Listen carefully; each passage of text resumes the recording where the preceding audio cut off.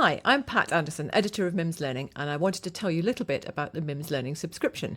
This annual subscription gives you full access to exclusive subscriber content, ranging from clinical reviews to extended learning and recordings of our webinars.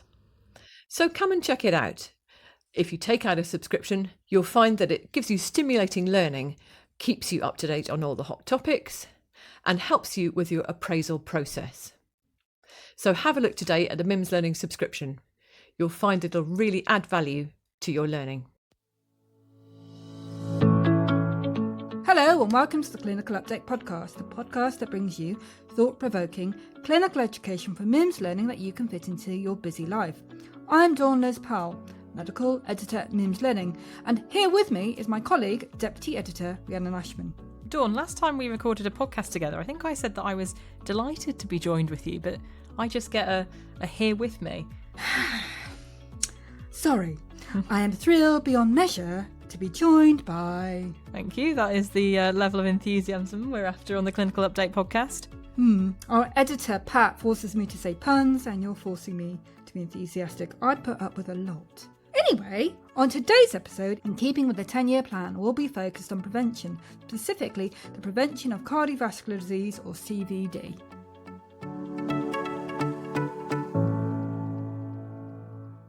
Okay, Rhiannon, assuming for a second that our listeners have been living in the cave the last few months and haven't seen the extensive news coverage of the 10-year plan, what is it and what does it say about prevention?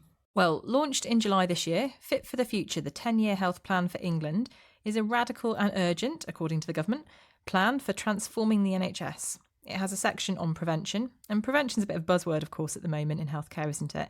Reflecting the move to proactively tackling the root causes of conditions before they develop. And the 10-year plan's relevant section is titled, From Sickness to Prevention, Power to Make the Healthy Choice. And it talks about restricting junk food advertising as part of a moonshot to end the obesity epidemic, incentivising people to make healthier choices, and working with integrated care boards to establish what it calls health and growth accelerators to help people find and stay in work. Right, okay, so that's all quite top-level stuff that a GP probably isn't going to be dealing with in clinical practice on a day-to-day basis. So let's focus on the role of the GP in prevention, specifically CVD, because the GP does have a huge role to play in this respect. Am I getting a bit of deja vu here, Dawn? Because I think we talked about this on our podcast on stress and the heart, didn't we? We did, but in the light of the 10-year plan and other developments, I thought it was a topic worth revisiting. I'm just going to go over what we mean by CVD. Now, I've always thought that cardiovascular disease was essentially atherosclerotic disease, that is, clogged arteries, the cause of myocardial infarctions, strokes and other lovely things. But according to the NHS, CVD is literally anything that affects the heart and the blood vessels. So that encompasses heart failure and peripheral arterial disease as well as atherosclerotic disease. I mean, there's of course a massive overlap between these conditions and they do share risk factors. So should we go over the risk factors for CVD then, given that the GP's role in preventing CVD is focused on managing these risk factors, the modifiable ones anyway? So obviously a major risk factor of CVD is advancing age. No matter how healthy your lifestyle, your heart will eventually start to show wear and tear. Then there's genetics. GPs can't do much about that. So the modifiable risk factors include smoking, poor diet and a sedentary lifestyle. And of course, a GP can provide patients with advice about modifying these things themselves, but they can't directly treat them. So for this podcast, we're going to be talking about hypertension, hypercholesterolemia, type 2 diabetes and so on. Yeah, and just before we look at these risk factors individually, we should just clarify what we're talking about when we say prevention. What we really mean is risk reduction, because the aim is to reduce the risk that a person will have a life-threatening cardiac event, such as a myocardial infarction. Completely eliminating that risk is not possible. And that said, of course, that if a person does have a cardiac event, any kind of healthy lifestyle measures that they've already taken before the cardiac event means that it may be more likely to be survivable for them or not as disabling. Yeah, indeed. Okay, let's start with high cholesterol. We have a module on the NICE guidelines on cardiovascular disease risk assessment and reduction. These guidelines, as the name suggests, do focus on the prevention of CVD as a whole. These detail, as we previously discussed in the podcast you mentioned, how to assess the risk of CVD using the QRIS score, which patients should receive a statin, and if they do need a statin, the strength of the statin. So essentially, the higher the risk, fairly obviously, the greater the need for a statin. And the more established the disease, again, obviously, the stronger the statin. So 20 milligrams of atorvastatin for primary prevention and 80 milligrams of atorvastatin for secondary prevention. But the targets set out in the guidelines are cholesterol targets. So for primary prevention, the target is a more than 40% reduction in the baseline non-HDL cholesterol. For secondary prevention, the target is a LDL cholesterol of 2 millimoles per litre or less, or a non-HDL cholesterol of 2.6 millimoles per litre or less. I know that we've discussed this on previous podcasts, but a key change when these guidelines were last updated 2 years ago is that, as well as the targets you mentioned, Dawn, NICE now advocates adding in lipid-lowering treatments if patients are not at target on optimal statin therapy. For example, ezetimibe, inclisiran, and PCKS9 inhibitors. Exactly which treatments to add in depend on the patient and what's available locally, but the NHS has produced an algorithm, which we link to in the module that you mentioned, Dawn, that outlines when to consider adding in these treatments and which ones to consider. But combination therapy to achieve targets is nothing new, is it? No, not at all. So combination therapy is recommended for both people with type 2 diabetes and those with hypertension. And of course, many patients will have both, and many patients will also have high cholesterol as well. And I believe that initial dual therapy is set to be recommended for all people with type 2 diabetes soon. Yeah, that's right. So last month, NICE published its draft guidance for type 2 diabetes, in what NICE claims is the biggest shake-up in the treatment of type 2 diabetes for a decade. SGLT2 inhibitors should be offered alongside metformin as initial dual therapy for all people with type 2 diabetes.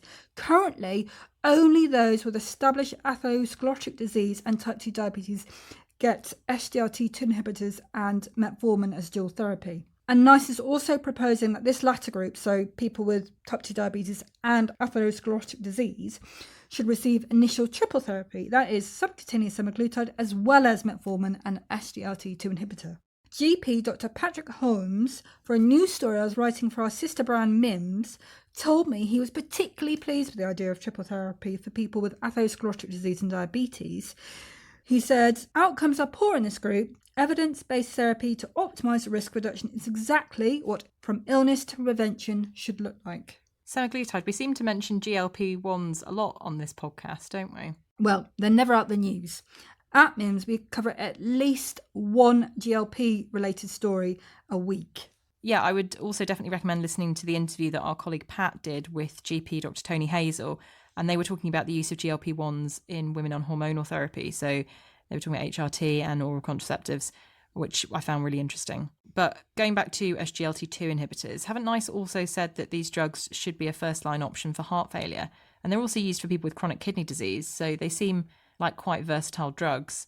In fact, humour me for a second, promoting a brand new 3-part podcast series that I have on the topic of CKD. And I'm speaking to nephrologist Dr. Andrew Frankel. And in episode 2 of this series, he gives some really useful advice on the role of SGLT2s as kidney function declines in CKD. Now, this podcast is a mixture of podcast-style listening and online learning with worksheets, and it's just come out. It's available for MIMS Learning subscribers. Oh, well, thanks, Fiona. That sounds really interesting. But going back to the topic in hand, like you said, SGLT2 inhibitors are versatile. And you're right, several studies have shown that as well as improving glycemic control, they also improve both heart failure outcomes and kidney outcomes. Importantly, they were the first drugs to show improved outcomes for people with heart failure with preserved ejection fraction. Just to note, earlier this month, so September, NICE published new guidance recommending SGLT2 inhibitors as a first-line option alongside an ACE inhibitor, beta blocker, and aldosterone antagonist for people with heart failure and reduced ejection fraction. Previously, the drugs were only recommended as add-on therapies to optimise standard care for heart failure with reduced ejection fraction. They should also be considered as a first-line option for those with mildly reduced ejection fraction and those with preserved ejection fraction. And given their benefits, you can understand why NICE is saying that they should be first-line therapies for both heart failure and type 2 diabetes. And I'm sure the SGLT2 inhibitor dapagliflozin going generic was a factor as well. Indeed, cost effectiveness is a significant consideration for NICE. So we've talked about the new lipid targets and new type 2 diabetes medications. Should we move on to hypertension now? We do have a module on NICE hypertension guidelines by Professor Raj Thakkar, and this discusses treatment options. So, as mentioned, combination therapy is well established in hypertension. And as a recap, there is a 4-step process. So, which drug is prescribed at which step depends on the ethnicity and age of the patient and whether or not they have diabetes. For example, ACE inhibitors or ARBs should be used as the first step in managing hypertension for all patients who have type 2 diabetes, or for patients aged younger than 55 years who do not have diabetes and who are not Black African or of African Caribbean family origin of any age. Otherwise, calcium channel blockers are used. And once a clinician is satisfied that the first drug is being adhered to, if the patient was given an ACE inhibitor or ARB at the first step, they should be offered a calcium channel blocker or a thiazide type drug at the second step. If offered a calcium channel blocker first, they should be offered an ACE inhibitor or ARB or a thiazide-like drug as the next step. So these are all well-established drugs for hypertension, and as far as I know, there isn't the equivalent of an SGLT2 inhibitor or a GLP-1 waiting in the wings to revolutionise treatment, is there, Dawn? The MHRA did approve a drug at the beginning this year for resistant hypertension, which is when hypertension remains uncontrolled despite optimal therapy, and other drugs for resistant hypertension are in clinical studies. But based on what I've seen, we're not going to see a radical shake-up of the core treatment of hypertension in the near future, as we have seen with diabetes, heart failure and obesity. However, there does seem to be some debate about the treatment targets that NICE recommends. At present, for people younger than 80 years, the target should be less than 140/90. However, international guidelines use more stringent targets.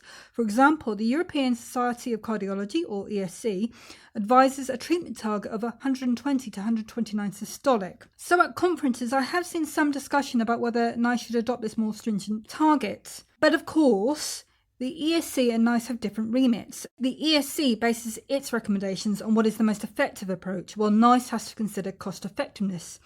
A more stringent target may not be more cost effective than our current targets. But given the current enthusiasm for prevention, maybe NICE will start pushing more stringent targets the next time it reviews its hypertension guidance. Plus, while a more stringent target may be more effective, whether it's realistically achievable is a different matter, isn't it? And getting patients to take their medication is notoriously difficult, particularly when it's something like hypertension that doesn't necessarily present with a lot of symptoms. GPs are asking patients to take multiple medications potentially that they may not be feeling any immediate benefits from. So to recap, we've talked about hypertension, lipids and type 2 diabetes, and we should also think about obesity, shouldn't we? Because that's another huge risk factor for CVD. And given that we've covered GLP-1s a fair bit on the podcast recently, we won't go over too much old ground. Well, we'll try not to, but we should point out the advent of GLP-1 weight loss medications means that clinicians are now able to prescribe specific treatments for obesity. I know orlistat has been available for a while, but it's not as effective as semaglutide or tirzepatide, for example. However, something NICE is very keen to highlight is that obesity management should not just be about weight loss medications. It not only states that the drugs should be prescribed alongside diet and lifestyle modification, but also that people should be offered ongoing support after stopping the drugs to help them keep the weight off. Research does show that many people regain weight after stopping weight loss treatments, particularly when support is lacking. Personally, while I've never been obese, I have been overweight, and I always found losing weight easy enough, but keeping it off was a problem. My BMI is still less than ideal, but I can just about maintain my current weight without too much difficulty. The point being that, like I said, although weight loss medications have been revolutionary, they're not a magic wand. Maintaining a healthy weight still will take work, and a well-balanced diet and regular exercise are still key. A little spoiler, MIMS Learning will be looking more in depth at obesity next year, so do stay tuned. So we have covered high cholesterol, hypertension, diabetes and obesity. I think that's all we have time for. Dawn? Oh, right. Thanks for speaking with me about this, Rhiannon. Thank you.